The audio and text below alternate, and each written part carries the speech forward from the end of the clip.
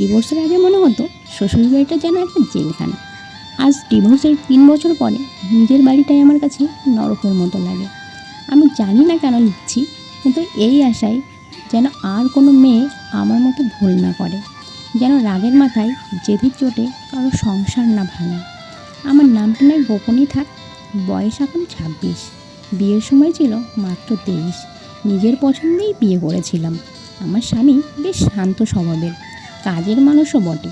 ছোটোখাটো জেদ ছিল, কিন্তু খারাপ ছিল না মোটেই। সংসার চলল প্রায় 3 বছর। আমাদের একরত্তি ছেলে তখন 2.5 বছরের। বিয়ের পর প্রথম দিকে খুব সুন্দরই চলছিল সব, কিন্তু আমি ছিলাম বেশ আবেগপ্রবণ, একটু রাগীও বটে। সামান্য কথাতেই মন খারাপ হয়ে যেত, আর একটু ঝগড়া হলেই ব্যাগ গুছিয়ে বাপের বাড়ি চলে আসতাম। সেই সময় আমার দিদি, মামারা, ভাইরা সবাই আমার পাশে দাঁড়াতো। ওদের কাছে নিজের কষ্টগুলো খুলে বলতাম, কিন্তু নিজের ভুলের কথা কখনো বলতাম না। সবাই স্বামীকেই দোষারোপ করতো, আর আমিও ভাবতাম আমি তো কোনো ভুল করিনি। একদিন তুচ্ছ একটা বিষয় নিয়ে আমাদের প্রচণ্ড ঝগড়া বাঁধে। কথার পর কথায় আমি এমন সব কথা বলে ফেলি যেগুলো কোনো স্ত্রীরই তার স্বামীকে বলা উচিত নয়।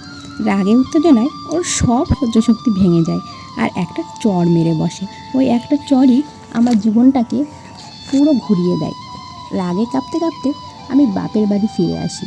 নিজের দোষের দিকটা লুকিয়ে সবার কাছে কেঁদে কুটে ওর দোষটাই বললাম। পরিবার বলল ওর সঙ্গে আর থাকা উচিত না, মামলা কর।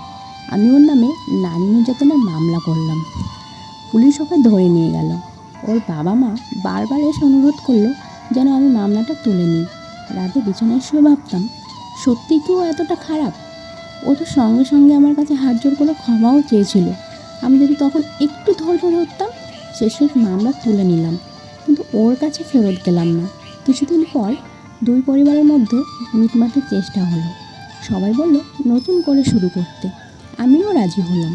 প্রথম কিছু মাস সব ঠিকই চলছিল, কিন্তু হঠাৎ একদিন আবার ঝগড়া, আর আমি ফের বাপের বাড়ি। ও অসুস্থ শুনেও যায়নি। বাড়ির সবাই বলল ওর অসুস্থতা নাকি নাটক, ওর আত্মীয়রা আসুক, ওরা ক্ষমা চাইবে, তবেই আমি যাব। কিন্তু কেউ এলো না।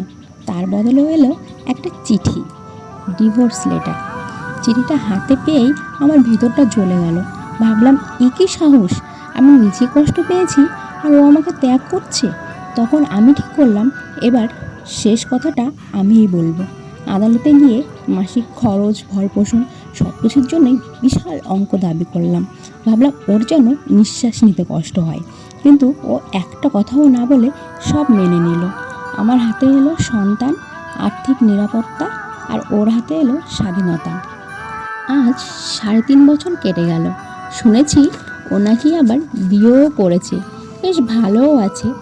আর আমার জীবন যেন থমকে গেছে।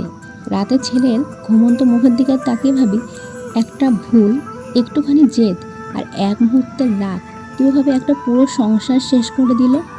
ও আমাকে একবার মেরেছিল, কিন্তু আমি ওকে কথায়, অহংকারে, অভিমানে অসহস্রবার আঘাত করেছি।